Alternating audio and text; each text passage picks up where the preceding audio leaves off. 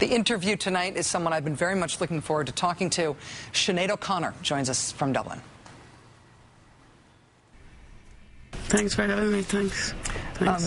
You called for accountability for the church at a time when almost no other public figures were doing that. Do you feel like you're starting to see accountability now?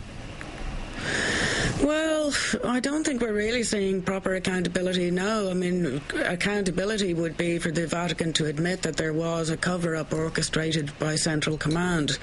The fact is that the Boston report, the Philadelphia report, the 3 reports done in Ireland were done all independently of each other, the 4 corners of the earth.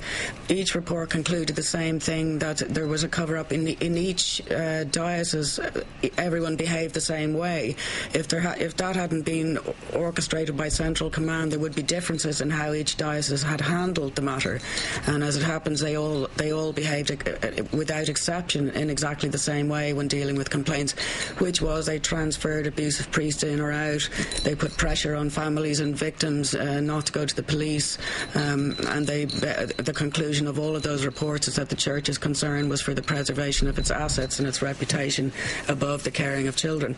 So, the only thing that I think would make anyone happy and which would honour not only the victims but the Holy Spirit, who these people claim to be representing, would be for them to actually admit that there was an orchestrated cover-up and get out of office and let us have a church which is run by people who actually believe in God. The Vatican, sort of awkwardly, is a country. The Pope is a head of state, and that makes thinking about legal justice here complicated. Also, in terms of theological doctrine, there really isn't accountability for the Church from outside the Church. How important do you think it is that abuse be handled as a legal matter by secular authorities, by the police, instead of within Church rules? Well, I mean, it's very, very poor that these people were allowed to live by their own laws, and this is where we need to call into question the child protection laws of each land. Now, I only know about my own country, but right up until today, it is not mandatory that anyone knowing abuse is taking place should go to the police. So if I know my next-door neighbour is abusing his child, I'm not under any actual legal obligation to go to the police, which is incredible but true. So there is a part to play on the part of all our governments here, all over the world in dealing with this issue, that it's important to look at what are the child protection laws in your country regarding this matter. And yeah, the thing is, I think that, the Vatican is it's a 15th century organisation. It's a medieval organisation, and what we're seeing here is the battle between medieval thinking and 21st century thinking.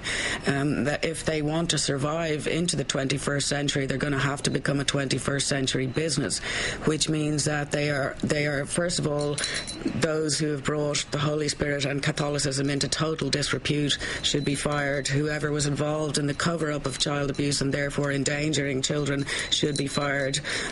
The Pope should be fired, or should stand down. There should be a criminal investigation of the Vatican and of the Pope. They should all get out and let us in the 21st century choose who we think is fit to run our church, because it is ours, it's not theirs.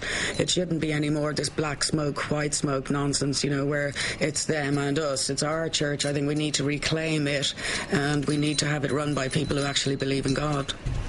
When you have allowed yourself as an artist to be such a lightning rod on this issue, just by putting yourself out publicly and talking about it, not only in personal terms but in very political terms, it was always interesting to me that people took that to mean that you were no longer Catholic, or that you were an atheist, or that that people essentially took it as an opportunity to question your faith. I wonder if you still encounter that, if you have any reflections on that.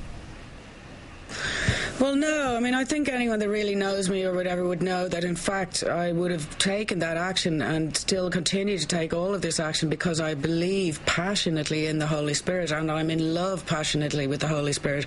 I feel the Holy Spirit is being held hostage by the people who are presently running the Catholic Church. The Catholic Church is full of beautiful people, men and women, who've given up their whole lives, who serve human beings. They do nothing but love. But those people also are being betrayed portrayed by the people who are running the church. Now, I would say I passionately believe in the Holy Spirit. I believe all of us who believe in that Spirit should be standing up now to defend that Spirit and rescue it from these people. And sometimes I'm not asked, do I believe in God, but I'm asked, am I anti-Catholic? And my answer to that is no, but the people who are running the Vatican actually are. That they've brought Catholicism into a disgraceful state of disrepute, where now when people hear the word Catholic, they think, they shudder, they think of nothing but abuse. So it's, that would be the only question that people ask me is, am I anti-Catholic? I would say absolutely not, but those in charge are.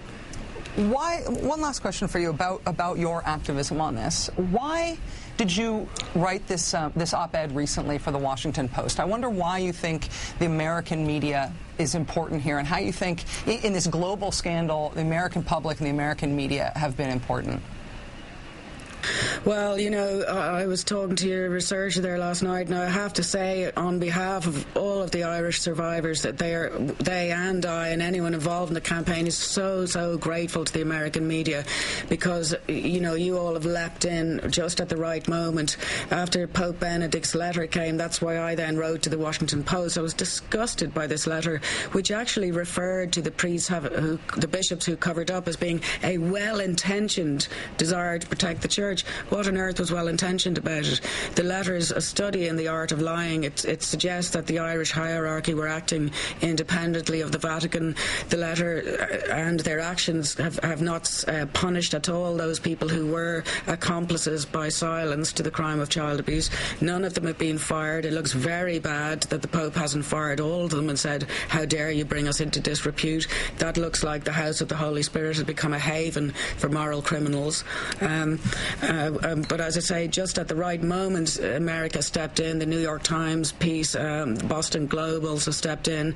And now a lot of the victims, I was just sitting with some of them this morning, were saying, almost with tears in their eyes, sitting back saying, well, we've been 40 years now trying to bang the door down here, and now we can sit back and relax because the American media have taken it on board and it's their baby now, for want of a better, pardon the pun, But we're enormously grateful in Ireland for what the American media are doing, because we know that Americans don't take any nonsense and they don't take any prisoners, and there's no way that the Vatican are going to get off the hook now that the Americans are after you. So thank you very much. Sinead OConnor, thank you very much for joining us tonight and for your continued dogged activism on the subject. Really nice to talk to you. Thank you.